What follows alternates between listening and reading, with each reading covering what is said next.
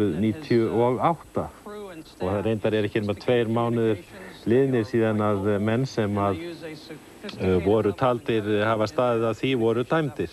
Sjáum hér að lögreglan í New York telur að þúsundir manna hafi farist í World Trade Center og nú ljóst að 4 flugvélar hafa óskað eftir að lenda á Keflavíkurflugvelli vegna hryðjuverkanna í Bandaríkjunum. Skömmu bættist 4. flugvélin við, hún frá Lufthansa flugfélaginu og lendir í Keflavík 18:40 en eins og við sáum á skjánum hefur öllu flugi frá Þýskalandi verið beint frá Bandaríkjunum.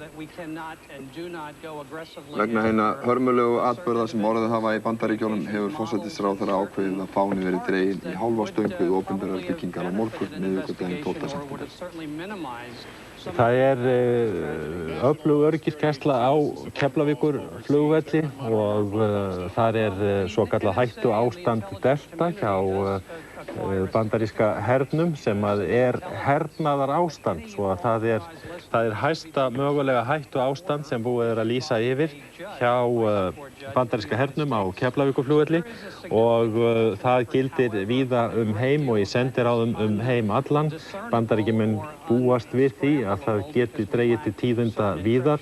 Sendiherra Bandaríkjanna hefur komið því til skila í dag og eins og við sýndum haft samband við alla þegna Bandaríkjanna sem eru búsettir hér á landi. Það búið að hafa samband við þá og þeir beðnir að gæta ítrustu varúðar.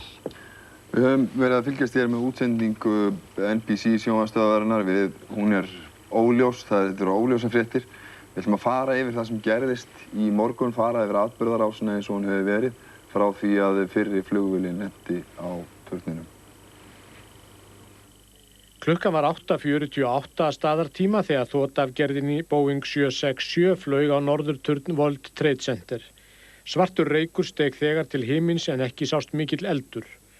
Sjónarvottar sögðu að þotunni hefði verið flogið að því virtist á fullum hraða á turnin og sást greinilegt far vélarnar á vegg hans. 18 mínútum síðar sást svo hvar önnur þota flaug beint á suðurturnin nokkuð ofan við miðju og var þar gríðarleg sprenging. Þá var ljóst að fyrra tilfelli var ekki tilviljun og hér væri hryðjuverk að ræða. Ekki hefur verið staðfest hvers konar þota var þarna á ferð en á myndunum að dæma var það meðalstór farþegaþota.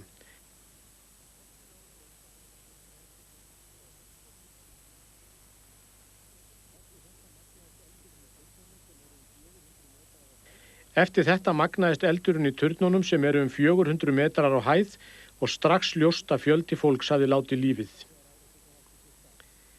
Bush Bandaríkjaforseti var í Flórída þegar árásirnar áttu sér stað. Hann flutti stutt ávarp eftir að honum bárust fréttirnar. Ladies and gentlemen, this is a difficult moment for America. I unfortunately will be going back to Washington after my remarks. Secretary Rod Page and Lieutenant Governor will take the podium and discuss education. I do want to thank the folks here at Booker Elementary School for their hospitality. Today we've had a national tragedy. 2 airplanes have crashed into the World Trade Center in an apparent terrorist attack on our country.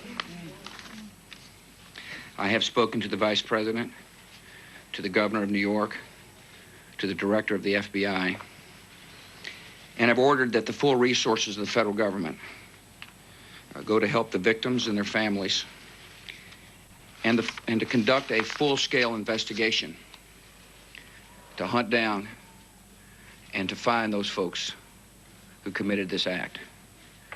Terrorism against our nation will not stand. And now, if you join me in a moment of silence.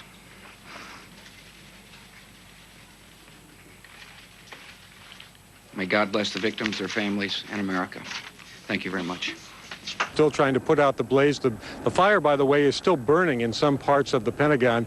And I took a look at the huge gaping hole that's in this side of the Pentagon, in an area of the Pentagon that has been recently renovated, part of a multi-billion-dollar renovation program here at the Pentagon. I could see parts of the airplane that crashed into the building, very small pieces of the plane on the heliport outside the building. The biggest piece I saw was about 3 feet long. It was silver and had been painted green and red, but I could not see any identifying markings on the plane. I also saw a large piece of shattered glass. It appeared to be a cockpit windshield or other window from the plane.